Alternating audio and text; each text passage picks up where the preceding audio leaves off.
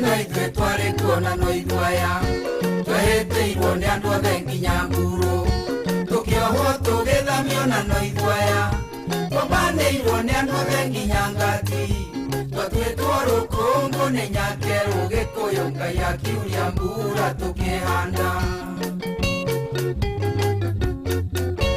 andũ aitũ mũtikorwo nĩ hinya kĩndũ kĩoma nĩ ũthingu wa mwĩrĩ na wendo wa Ngai ũrũmenya mbo hinya witũ umaga kũrĩ Ngai arĩa atongoretie matingĩũra gĩkũyũ nĩ ithuĩ twarĩ kuona no ithwaya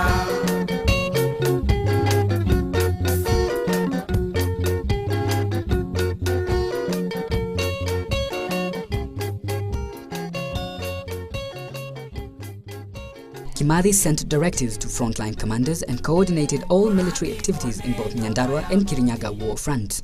Camp rules were sent to all top camp commanders so that they could enforce them. More meetings were held in Nyandarua in order to draw out war strategies on how to simultaneously fight the colonialists with another subversive group sponsored by the colonialists called the Music Society. The Music Society came around in early 1953. It had been sponsored by the colonialists in an attempt to create confusion in the Mau Mau movement. The group administered oaths to its members and played music during its meetings. Its major objective was to penetrate the Mau Mau intelligence machinery and expose the movement's secrets to the colonialists. Luckily, due to Kimathi's foresight, the colonialists did not succeed. This was because all the society's leaders were arrested and tried in the People's Supreme Court and found guilty of the crimes that they had committed and were summarily executed. Between August and November, Kimathi drafted the Kenya Land and Freedom Army Charter, which composed of about 80 articles. The charter was an attempt to elucidate the revolutionary political and military stand of the Mau Mau movement. These articles were addressed to top political leaders in Kenya, Africa, to British authority in London and other nations abroad.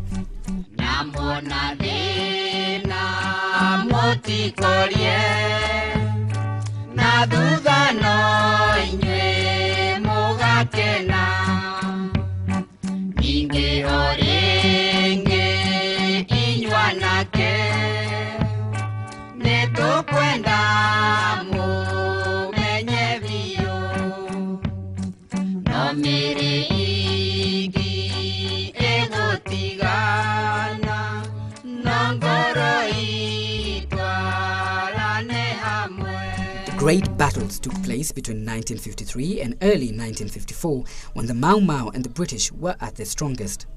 But the death of General Matinjago in December 1953 and the capture of General China on 15th of January 1954, the death of General Kago in April 1954, and the increasing friction of Kimathi and Madenge over leadership wrangles began to take a toll on the revolutionary movement.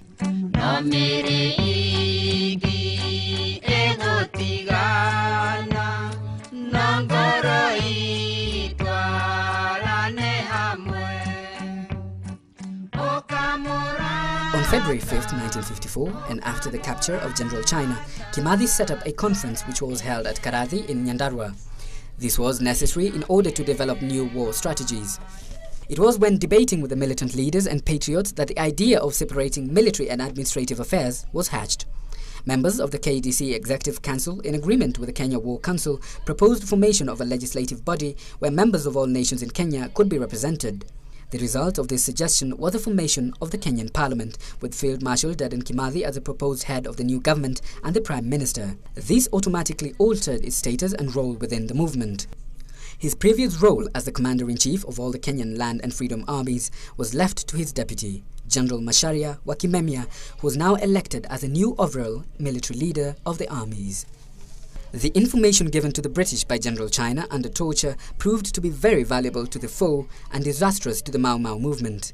It is from this information that the British devise a systematic way of weakening the movement. In April 24, 1954, the British launched a military campaign in Nairobi and other parts of the country nicknamed Operation Anvil.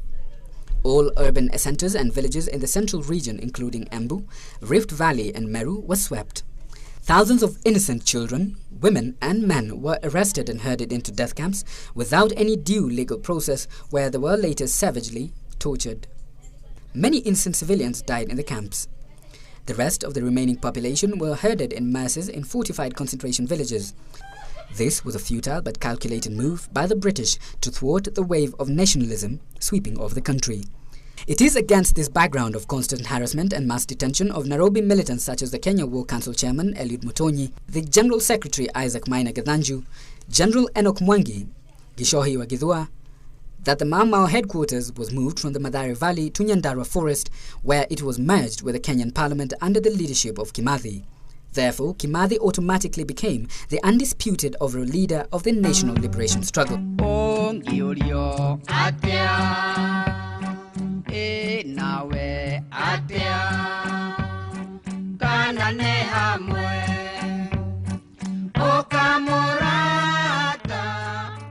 Though the Land and Freedom Army had made a lot of progress in the weakening of the colonial regime, the matters were not all right in the forest as Kimathi and Mathenge's distrust and suspicion deepened. On the 18th of January 1955, the Governor-General of Kenya, Sir Evelyn Baring, offered an amnesty to Mau Mau activists. The offer was that they would not face prosecution for previous offences but may still be detained. Kimathi rejected this offer. Mathenge and his opportunistic and naive splittist group calling itself the Kenyan League, however, decided to contradict Kimathi by agreeing to negotiate secretly for a peace deal with the British. When Kimathi came to know of this later, he ordered the arrest of the 24 top leaders of Mathenge's camp. Unfortunately, they escaped from the cell before the People's Supreme Court had time to pass judgment on them. The perverse act by General Mathenge regrettably brought to the fore the hidden contradictions between the two leaders. This leadership wrangle is what split the Mau Mau army right in the middle and consequently weakened its resistance against the British. As if things were not desperate enough, Kimathi suffered another blow when his deputy, Field Marshal Macharia wa Kimemia, was killed early November 1955 and his brother, Captain Wambararia, captured in early 1956. He had already lost his brother Wagura back in 1954 in the Battle of Mathare. By early 1956, both the Land and Freedom Army and the British Army were war-torn, the British having failed militarily to exterminate Mau Mau as had earlier imagined. From as early as 1953, they had begun to change tactics and reluctantly had begun to conduct minor constitutional reforms such as the Oliver Littleton Constitution of March 4, 1954, then the Swinnerton Agricultural Scheme in late 1954, but as the war dragged on, they began making desperate and hasty constitutional changes. They encouraged formation of district-level political parties all over Kenya except in Central Province in 1955 and especially with the rise of Kiama Kia Mwenge, the Council of the People. In June 1956, a program of land reform increased the land holdings in the country, and this was coupled with the relaxation of the ban on Africans growing coffee, a primary cash crop.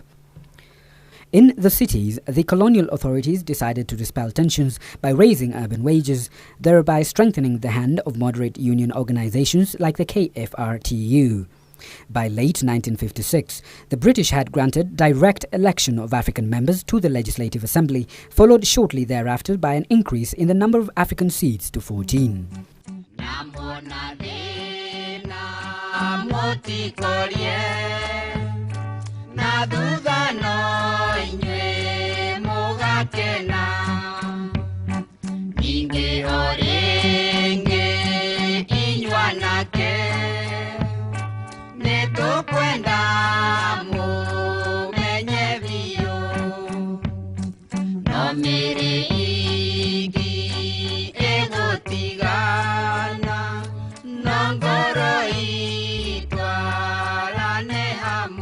On the dawn of 20th of October 1956, Field Marshal Dedan Kimathi Washuri was shot and captured by two home guards, namely Ndirangu Mau and Jogingatia, at the edge of the Nyandarua forest near Njoguine.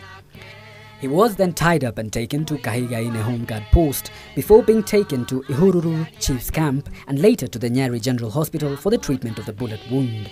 Kimathi was later taken to a British kangaroo court where a stage-managed trial was performed. He was charged with the crime of possessing a firearm and sentenced to death by a senior colonial agent named O'Connor on November 26, 1956. Kimathi later appealed his case before the Court of Appeal for East Africa on December 27, 1956, where it was summarily dismissed. He He went further to forward a petition to the British Privy Council but never succeeded. Kimathi was savagely murdered on Sunday of February 18, 1957 by the British and his body buried in Committee Prison. Today, his body still lies buried in an unknown location in Committee. This remains so because of lack of political goodwill by the government of the day. After the capture of Kimathi in October 1956 and his gallant refusal to surrender to the British, the overall leadership of the Land and Freedom Army passed down to Field Marshals Musa Mariama and Bainunge. The headquarters consequently shifted from Nyandarua to the Mount Kenya front. The overall command of armies on the Nyandarua war front was left to General Muthoni. The three leaders, assisted by General Chui, waged war against the British till the colonialist was finally expelled from Kenya in 1963 and Kenya regained its independence after more than 70 years of slavery and oppression. Kimathi and Mau Mau are today celebrated as national heroes who fought for Kenya's independence and destroyed the British colonialism in Africa. Millions of Kenyans celebrate Kimathi's Day on February 18th of every year. Though it has not been made a national holiday by successive regimes, many streets in Kenya are named after him. The best known is Kimathi Street in Nairobi, where a statue of him is also erected. The Dedan Kimathi University in Nyeri is also named after him. The hero's name and fame will last forever in the world history. Omondo adhie kwa omoshe Nyambona dhina motikorie Na dhudha no inywe mogakena Ninge orenge inywanake Neto kwenda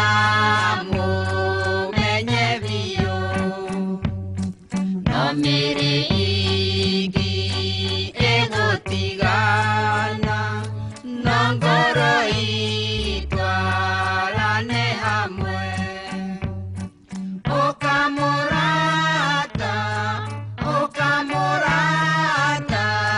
twaranerie Turi na kieha nyondo wa ciana Borori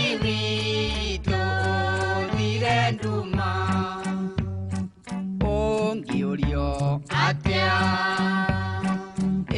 Nawe Atea Kana ore moge koyo Ndoya mokomere na igoro Njugeni ende moge koyo Ninge orenge Nake Motungata Gire Boroli Namona Dena Motikorie Na duda no inywe mogakena Kiugo kia moisho na inywanake Omondo